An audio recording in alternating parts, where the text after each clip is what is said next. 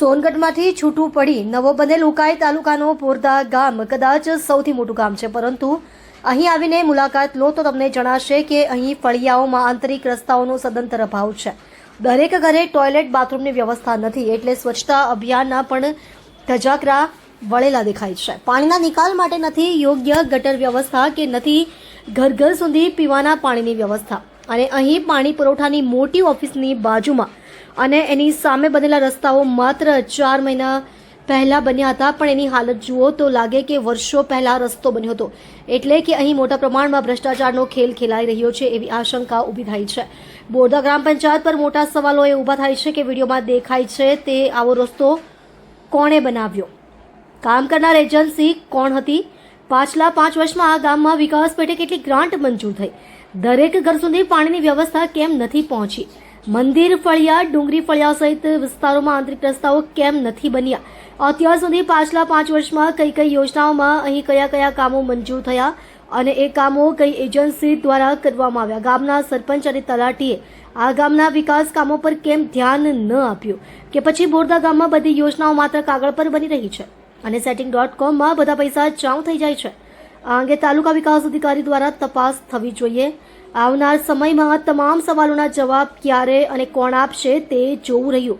મારું ગામ મારી સમસ્યાના વિશેષ એપિસોડ હેઠળ જો તમારા ગામમાં કોઈ પણ સમસ્યા હોય તો 9979391495 નંબર પર કોલ કરી અમને માહિતી આપવા વિનંતી. અમારી ટીમ આપના ગામ સુધી આવીને આજે સમસ્યા ઉજાગર કરી આપને ન્યાય અપાવવામાં મદદરૂપ થશે. ગભરાશો નહીં, અન્યાય ભ્રષ્ટાચાર વિરુદ્ધ અવાજ ઉઠાવો. ડોક્ટર બિંદેશ્વરી શાહ સાથે ભાવના પટેલ, તાપી. બેન, આપનું નામ? પ્રાવણાબેન કલ્પેશભાઈ વડવી. ગામનું નામ? બરદા. બેન, આ કયું ફળ્યું છે? મંદિર ફળ્યું. તમારે ત્યાં કઈ કઈ સમસ્યાઓ છે? પીવાનું પાણી આવે ઘરે? ના, નથી આવતું. નળ છે બધા ઘરમાં? ના, નથી. એટલે પીવાનું પાણી આઝાદીના 77 વર્ષ થઈ ગયા તો બી હજુ પીવાનું પાણી નથી આવતું? ના. આ રસ્તો ખરાબ છે, તમને લાગે કે તકલીફ પડે આના કારણે? તકલીફ પડે છે ને. કેટલા વર્ષ પહેલા રસ્તો બનેલો? 5-6 વર્ષ પહેલા. બરાબર છે. કોઈ તમને ગામના તલાટી કે આ લોકો કઈ જોવા આવે ખરું અહીંયા? ના, નહીં આવતા. તમને લાગે કે આ પાણીની સમસ્યા ઉકાઈ ડેમ કા છે અહીંયાથી કેટલું દૂર છે? 45 કિલોમીટર જેટલું. અને તાપી નદી નજીકમાં છે હા, છે. તો બી પાણી નથી આવતું? નથી આવતું. પહેલા આવતું હતું પણ હમણાં નહીં આવતું. તમને લાગે કે તમે પેલું દીવા તળે અંધારું હોય એવું લાગે તમને? છે જ નહીં તો. એવું લાગે ને? બોરદા ગામમાં હજુ વિકાસ થવો જોઈએ એવું લાગે તમને?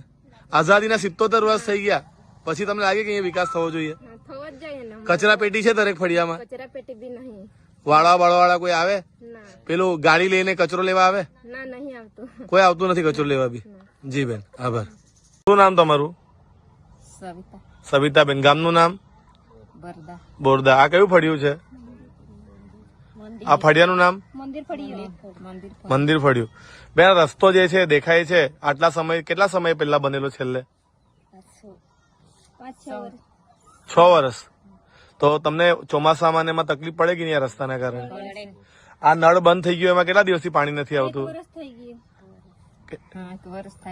1 વર્ષથી પાણી નથી આવતું.